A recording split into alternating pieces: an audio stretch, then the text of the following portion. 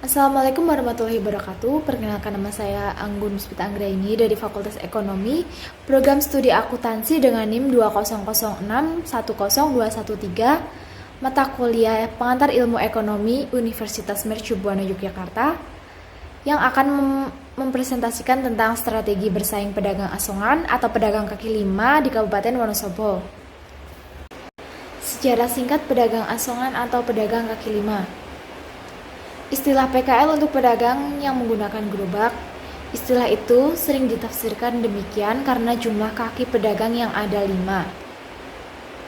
5 kaki tersebut adalah 2 kaki pedagang ditambah 3 kaki yang sebenarnya adalah 3 roda atau 2 roda dan 1 kaki kayu. Menghubungkan jumlah kaki dan roda dengan istilah kaki 5 adalah pendapat yang mengada-ada dan tidak sesuai dengan sejarah. Pedagang gerobak yang mangkal secara statis di trotoar adalah fenomena yang cukup baru, sekitar 1980-an. Sebelumnya PKL didominasi oleh pedagang pikulan. Contoh penjual cendol, pedagang kerak telur, dan gelaran seperti tukang obat jalanan. Sebenarnya istilah kaki lima berasal dari masa penjajahan kolonial Belanda. Peraturan pemerintah waktu itu menetapkan bahwa setiap jalan raya yang dibangun hendaknya menyediakan sarana untuk pejalan kaki. Lebar ruas untuk pejalan adalah 5 kaki atau sekitar 1,5 meter. Sekian puluh tahun setelah itu, saat Indonesia sudah merdeka, ruas jalan untuk pejalan kaki banyak dimanfaatkan oleh para pedagang untuk berjualan. Dahulu namanya adalah pedagang emperan jalan, sekarang menjadi pedagang kaki lima. Padahal jika menurut sejarahnya, seharusnya namanya adalah pedagang kaki lima. Tujuan penelitian. Tujuan penelitian ini adalah untuk memberi arah dalam langkah sesuai dengan maksud penelitian. Berikut adalah tujuan penelitian. 1. Untuk mengetahui upaya penegakan hukum peraturan daerah tentang pedagang kaki lima di Kabupaten Wonosobo. 2. Untuk mengetahui tingkat keberhasilan penegakan hukum peraturan daerah tentang perdagangan kaki lima di Kabupaten Wonosobo. Strategi pengembangan usaha. Pada kenyataannya, UKM memiliki kendala-kendala dalam mempertahankan dan mengembangkan usaha. Antara lain, kurangnya pengetahuan pengelolaan usaha, kurang modal, dan lemah di bidang pemasaran. Menurut Partomo dan Sujono tahun 2002 dalam Santoso 2008, untuk mengatasi UKM harus memiliki strategi bisnis yang tepat yang perlu diambil. Di antaranya adalah 1. Untuk dapat mengembangkan UKM perlu dipelajari terlebih dahulu tentang ciri-ciri kelemahan serta potensi-potensi yang tersedia serta perundang-undangan yang mengaturnya. 2. Diperlukan bantuan manajerial agar tumbuh inovasi-inovasi mengelola UKM berdampingan dengan usaha-usaha besar. 3. Secara vertikal, dalam sistem gugus usaha, UKM bisa menjadikan diri komplemen-komplemen usaha bagi industri perusahaan produsen utama. Maka diperlukan suatu strategi UKM menjalin kerja komplementer dengan usaha-usaha besar. Kerangka pemikiran. Berdagang atau asongan adalah salah satu bentuk mata pencaharian, cara mencari duit yang tergolong mulia.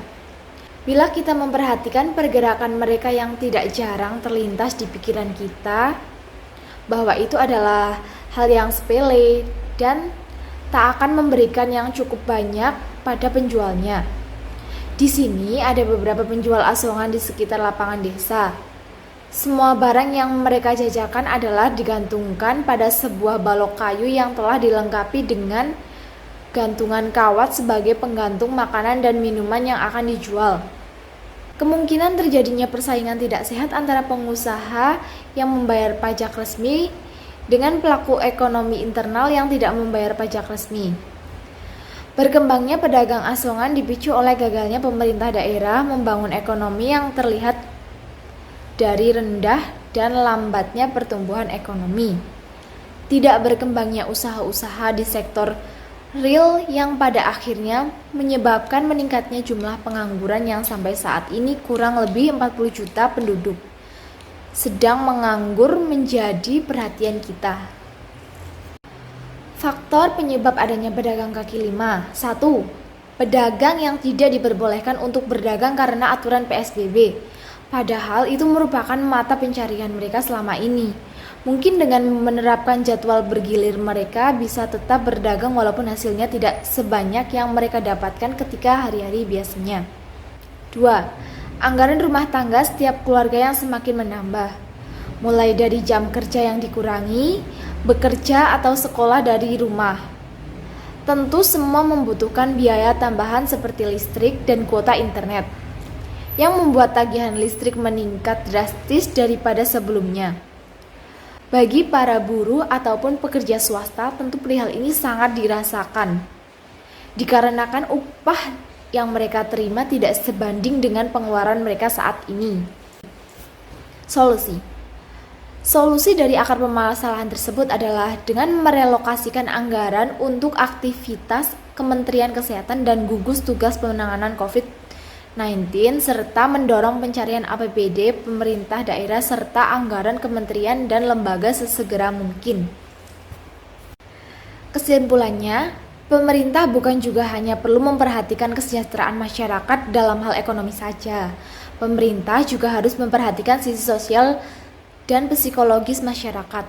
Hal ini karena kesejahteraan sosial bukan hanya menyangkut pemenuhan kebutuhan ekonomi, namun juga kebutuhan sosial dan psikologis berupa ketenangan dan keamanan bagi masyarakat.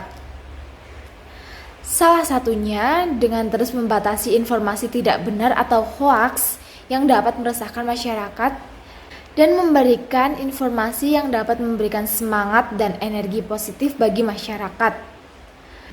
Dengan demikian, kesejahteraan bagi masyarakat Indonesia, baik yang berdampak corona maupun tidak, akan tetap terjamin hingga kasus corona ini selesai.